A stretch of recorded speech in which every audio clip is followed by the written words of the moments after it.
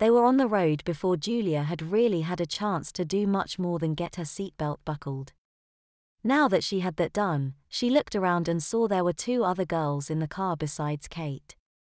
The girl in the backseat was looking at her already, and when they made eye contact, Julia managed an awkward hi. Kate jumped right in. "Okay, everyone, this is Julia." "Julia," she pointed to the girl in the passenger seat, "this is Sarah. And that's Jill sitting next to you." Everyone exchanged hellos, and it was just like any other time Julia had met anyone, except for the fact that these girls presumably were all wearing diapers just like her. Sarah and Kate started chatting. "Do you know if Sam is coming today?" Sarah wanted to know. "I think so. I'm pretty sure she was getting a ride with Rick or something."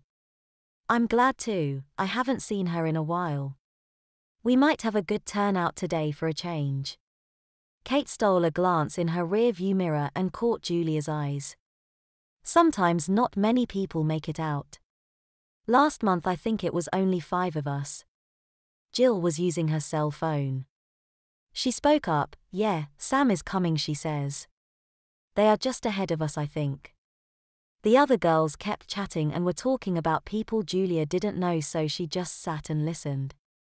Soon enough Kate turned into a strip mall parking lot and they parked the car in front of a Panda Express. Everyone got out and headed inside. High school lunch was at 11:30, so the place wasn't really packed yet. Julia got in line behind the other girls. She had been here before and was actually happy to be back. When it was her turn, she ordered herself a panda bowl with orange chicken. Kate was in front of her. When Kate had finished paying, she turned to Julia and said to come towards the back when she was done. Soon enough Julia picked up her tray, turned the corner and started heading in the direction of Kate. As she turned, Julia saw that people had stuck a couple of tables together and were all sitting down together. She counted 9 people already there. She walked over and took an empty seat next to Jill from the car. Julia started eating and looking around. There were 4 guys and 6 girls including herself, and she didn't recognize any of them other than Kate and the 2 girls she had just met in the car. A few minutes had gone by when a guy sitting across from Kate, an attractive guy Julia quickly noticed, spoke up. "Okay, everyone, thanks for coming. It's a pleasure to see you all. I've missed you greatly. I can't tell you how wonderful it is to see you all again." Julia didn't know the guy, but even she could tell her was just playing around. A few people chuckled. His voice changed and Julia now knew he was being serious. "Anyways, not tons of time and lots to do today, so let's get to it." "Kate." Kate smiled and nodded. "Thank you, Tom." "Well said as always." "So, we have a few new folks with us today and we will get to that in just a minute. But, as we do on occasions like this, a quick reminder of the ground rules for everyone here." Kate took on a more authoritative voice here and her presence in the room seemed to grow. "First rule of D Club," Kate said quite seriously, "is that we don't talk about D Club." Julia instantly saw why Kate was the captain of the volleyball team. She wasn't joking around. The second rule of D Club. "We never talk about D Club."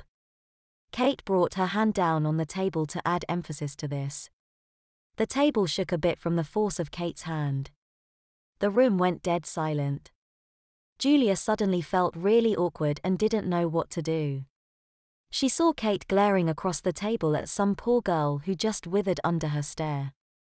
Tom was sitting there stone-faced and looking serious to the point of threatening. Julia quickly looked at her bowl of food and was grateful that nobody had stared at her. The silence dragged on for another few seconds. And then another few seconds. Julia began to think that this had been a very, very bad idea. And then Julia heard somebody trying to stifle a laugh, but failing. Others heard it too, and there were suddenly a few snorts, and then laughter broke out everywhere. Julia looked up from her bowl and saw Tom covering his mouth with one hand and pointing across the table at Kate with the other.